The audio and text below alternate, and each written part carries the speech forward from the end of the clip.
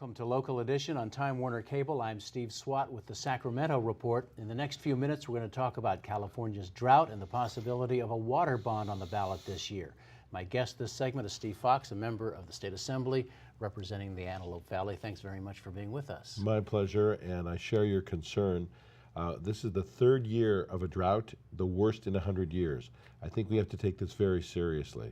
Well, the legislature has already put out, and the governor has signed, a $687 million drought relief package that was rushed through the legislature. It seems like, this drought has been inching forward for a number of years, but only in the last few months has it been taken seriously, it seems.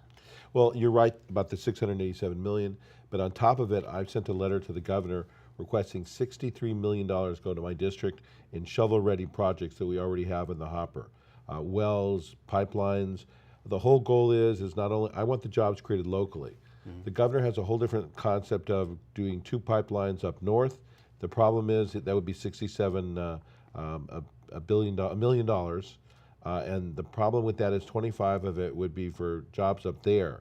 I would like to have the jobs down here. In addition, if they have pipelines up there and there's no water, what good are the pipelines? Right. We need the water here. We don't need it overflowing the Pacific Ocean. We need reservoirs locally above ground. Well, we're talking about reservoirs. That has been a stumbling block for years, really decades, in the legislature because Republicans have pushed for it. Democrats have preferred conservation and other measures.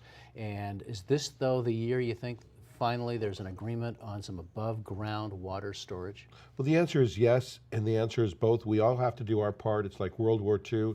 We're going to work it together. We're going to get a 20% cut in the water usage. We're going to take shorter showers, do our lawns in the evening. We're going to come up with different conservation measures. We're all going to do our part. But as to the above ground, I happen to agree with that. I think the water should be in reservoirs in our district. We're under our control.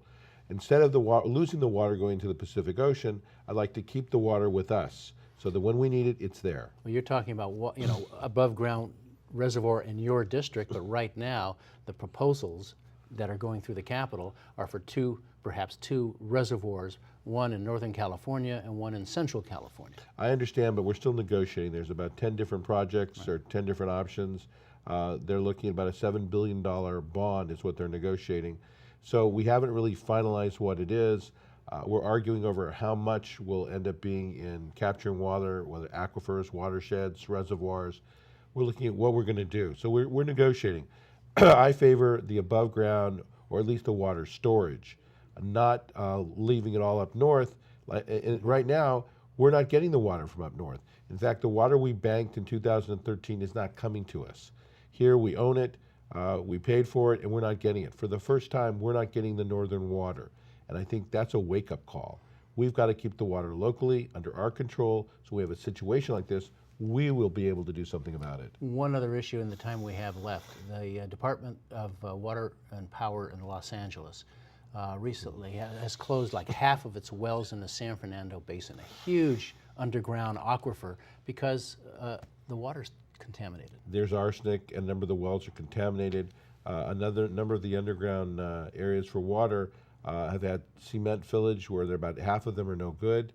This is, we can't be caught sleeping at the wheel with the next drought. So there has to be cleanup funds available. There needs correct? to be the cleanup. We can't, it's a lot cheaper perhaps to clean up an old one than build a new one. And once an aquifer is destroyed, you can't rebuild it. All right, well, we're out of time, but Steve Fox, thank you very much for coming by and talking about this important issue. I appreciate it, and we're all going to do our part. All right, thank you very much for being here, and thanks to our viewers also for watching Local Edition on Time Warner Cable. A reminder, you can see this and other interviews on YouTube, also on My Government on Demand.